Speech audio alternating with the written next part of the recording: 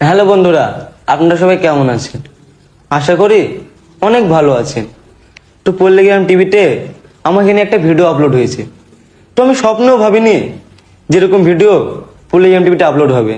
তো ভিডিওটা দেখার পর অনেক খারাপ লাগলো এবং অনেক রাগও হলো, আবার অনেক ভালো লাগলো। তো পল্লীগ্রাম টিভিতে হারুন ভাইকে নিয়ে আমি কিছু বলবো। তো হারুন ভাই কি বললো ভিডিওতে, যে আমি নাকি মদ খেয়ে রাস্তায় পড়ে থাকি, মেয়েদেরকে নিয়ে ঘুরতে যাই, হোটেলে থাকি, সিগারেট খেয়ে বেড়াই, রাস্তায় রাস্তায় সিগারেট খেয়ে বেড়াই। তো আমি যতটুকু জানি যে 18 বছর না হলে কোনো ছেলে মেয়েকে হোটেলে জায়গা দেয় না। আর তুমি তো নিজে মুখে বললা যে আমার বয়স 16, আমার বয়স 16 বছর। আপনারা হয়তো জানবেন, আপনারাও জানেন এই ব্যাপারটা। তো আপনারা আর বিচারটা করবেন, কমেন্ট অবশ্যই বলে যাবেন। আর তুমি কি বলেছিলা আমি নাকি তোমার ছোট ভাইয়ের মতো।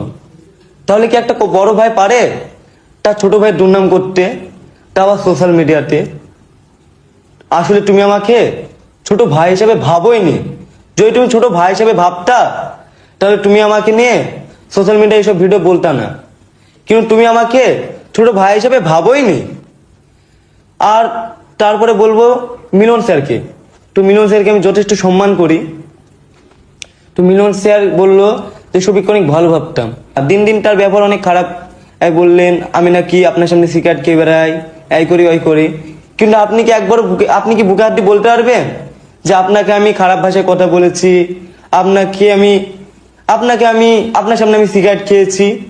বলতে পারবেন? কখনো বলতে পারবেন না।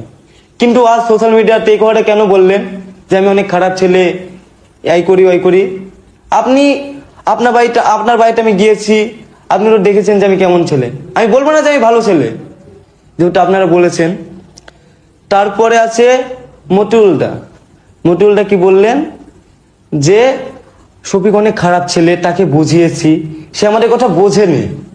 তো মতিউলদা, তুমি আমাকে কবে কবে বোঝালে বলো? কোনদিন বোঝাওনি। তুমি ভুলে যাচ্ছ একটা কথা।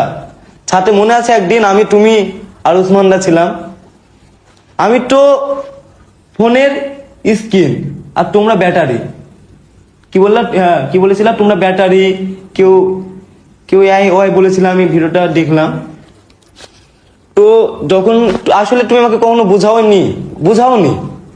আসলে তুমি আমাকে কখনো বুঝাওনি।